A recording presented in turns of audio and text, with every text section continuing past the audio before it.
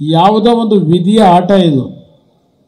ಇವತ್ತು ಈ ಒಂದು ಜಿಲ್ಲೆಯಲ್ಲಿ ನಾನು ಅಭ್ಯರ್ಥಿ ಆಗಿರತಕ್ಕಂಥದ್ದೇನಿದೆ, ಹಿಂದೆ ನಿಖಿಲ್ ಕುಮಾರಸ್ವಾಮಿ ಅವರನ್ನು ಸಹ ಎಲ್ಲರೂ ಸೇರಿ ಅಭ್ಯರ್ಥಿ ಮಾಡಿದರು. ಅವತ್ತು ನಾನು ಮುಖ್ಯಮಂತ್ರಿ ಆಗಿದ್ದರು, 8 ಜನ ನಮ್ಮ ಪಕ್ಷದ ಶಾಸಕರಿದ್ದರು. ಅವತ್ತು 3 ಜನ ನಮ್ಮ ಪಕ್ಷದಲ್ಲೇ ಮಂತ್ರಿಗಳಿದ್ದರು, 3 ಜನ ವಿಧಾನ ಪರಿಷತ್ತಿನ ಸದಸ್ಯರಿದ್ದರೂ ಸಹ ಆ ಚುನಾವಣೆಯಲ್ಲಿ ನಿಖಿಲ್ ಕುಮಾರಸ್ವಾಮಿ ಅವರು ಪರಾಜಿತರಾದರು. ಅದಕ್ಕೆ ಕಾರಣ ನಾನು ಮಂಡ್ಯ ಜಿಲ್ಲೆಯ ಜನತೆಗೆ ದೇವೇಗೌಡರನ್ನ 60 ವರ್ಷದಿಂದ ಏನು ಬೆಳೆಸ್ಕೊಂಡು ಬಂದಿದ್ದೇನೆ, ಅವರು ಸಹ ಈ ಜಿಲ್ಲೆಯ ಜನತೆಯ ಸಮಸ್ಯೆಗಳಿಗೆ ವಿಧಾನಸಭೆಯಲ್ಲಿ, ಲೋಕಸಭೆಯಲ್ಲಿ, ರಾಜ್ಯಸಭೆಯಲ್ಲಿ ನಿಮ್ಮ ಒಂದು ಧ್ವನಿಯಾಗಿ ಅವರ ಜೀವನವನ್ನೇನು ಮುಡುಪಾಗಿಟ್ಟಿದ್ದಾರೆ.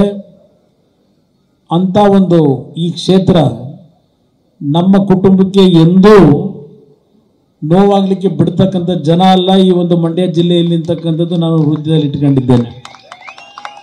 ಕಳೆದ ಚುನಾವಣೆಯಲ್ಲಿ ನಿಖಿಲ್ ಕುಮಾರಸ್ವಾಮಿ ಅವರು ಮತದ ಹಿನ್ನೆಲೆಯಲ್ಲಿ ಸೋತಿರಬಹುದು, ಆದರೆ ನೈತಿಕವಾಗಿ ಚುನಾವಣೆಯಲ್ಲಿ ಅವರು ಸೋತಿರಲಿಲ್ಲ.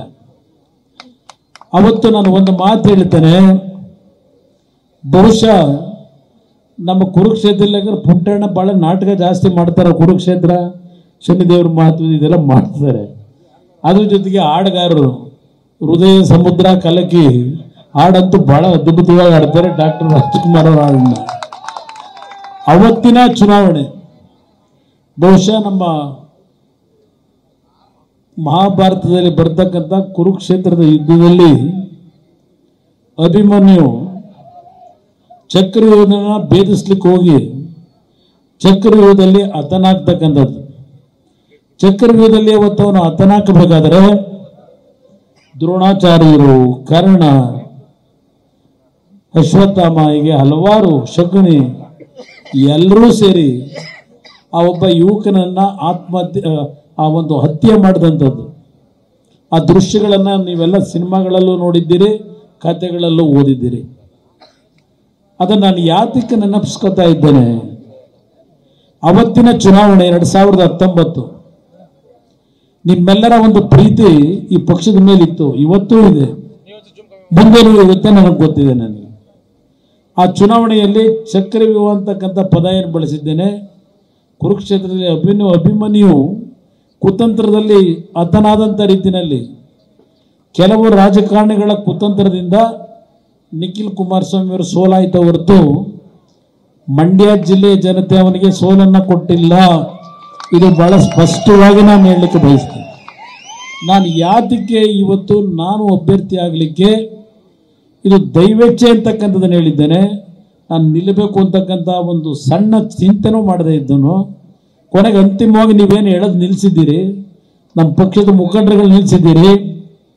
ಬಹುಶಃ ಅವತ್ತು ಅಭಿಮನ್ಯುವಿನ ಹತ್ಯೆ ಏನಾಗುತ್ತೆ, ಅವತ್ತು ಅಭಿಮನ್ಯುವಿನ ಹತ್ಯೆಯಲ್ಲಿ ಯಾವೊಂದು ತಂದೆಯ ಸ್ಥಾನದಲ್ಲಿದ್ದಂಥ ಅರ್ಜುನ ಒಂದು ಶಪಥ ಮಾಡಿದಂಥದ್ದು, ಅದೆಲ್ಲವನ್ನು ಸುದೀರ್ಘವಾಗಿ ಹೇಳಲಿಕ್ಕೆ ಹೋಗೋದಿಲ್ಲ. ಅವತ್ತಿನ ಕುರುಕ್ಷೇತ್ರದಲ್ಲಿ ನಡೆದಂಥ ಘಟನೆ ಈಗಿನ ಚುನಾವಣೆಯಲ್ಲೂ ಇವತ್ತು ಮರುಕಳಿಸಿದೆ ಅಂತಕ್ಕಂಥದ್ದು ನನ್ನ ಅಭಿಪ್ರಾಯ. ಇವತ್ತು ಯಾವೊಂದು ಈ ಒಂದು ಚುನಾವಣೆಯಲ್ಲಿ ಕಾಂಗ್ರೆಸ್ನಿಂದ ಹಾಕಿರ್ತಕ್ಕಂಥ ಅಭ್ಯರ್ಥಿ ಹಣದಲ್ಲಿ ನಾವ್ಯಾರು ಅವರ ಮುಂದೆ ನಿಲ್ಲಕ್ಕೆ ಸಾಧ್ಯ ಇಲ್ಲ, ಹಣದಲ್ಲಿ ನಾವು ನಿಲ್ಲಕ್ಕೆ ಸಾಧ್ಯ ಇಲ್ಲ. ಆದರೆ ಒಂದು ನನಗೆ ಮಂಡ್ಯ ಜಿಲ್ಲೆಯ ಜನತೆ ಎಂದೂ ಸಹ ಹಣಕ್ಕೆ ನೀವು ಯಾವುದೇ ಕಾರಣಕ್ಕೂ ತಲೆ ಬಾಗ್ತಕ್ಕಂಥವರಲ್ಲ. ಈ ಮಂಡ್ಯ ಜಿಲ್ಲೆಯ ಜನತೆ ನನಗೆ ನಂಬಿಕೆ ಇದೆ. ಅವರಿಗಾಗಲೇ 2-3 ತಿಂಗಳಿಂದ ಯಾವೊಂದು ಹಣದಲ್ಲಿ ಚುನಾವಣೆ ಗೆಲ್ಲಕ್ಕೆ ನಮ್ಮ ಎದುರಾಳಿಗಳು ಹೊರಟಿದ್ದಾರೆ. ಬಹುಶಃ ನನ್ನನ್ನು ಈ ಚುನಾವಣೆಯಲ್ಲಿ ಭಗವಂತನೇ ನಿಲ್ಲಿಸಿ ನಿಮ್ಮ ಕುಟುಂಬದ ಮಗನಾಗಿ ನನ್ನನ್ನು ಕಳೆದ 10-15 ವರ್ಷಗಳಿಂದ ಈ ರಾಜಕಾರಣದಲ್ಲಿ ನೀವೇನು ಸಾಕಿದ್ದೀರಿ, ಇವತ್ತು ಆ ಅರ್ಜುನನ ಸ್ಥಾನದಲ್ಲಿ ನಿಂತು ಈ ಕಾಂಗ್ರೆಸ್ನ ಕುತಂತ್ರ ಏನಿದೆ ಅದಕ್ಕೆ ಪಾಠವನ್ನು ಕಲಿಸಬೇಕು ಅಂತಲೇ ಇವತ್ತು ಈ ಜಿಲ್ಲೆಯ ಜನತೆ ನನ್ನನ್ನು ಆಶೀರ್ವದಿಸ್ತಾರೆ ಅಂತಕ್ಕಂಥದ್ದು ನನ್ನ ಆತ್ಮವಿಶ್ವಾಸ ಹೇಳುತ್ತೆ.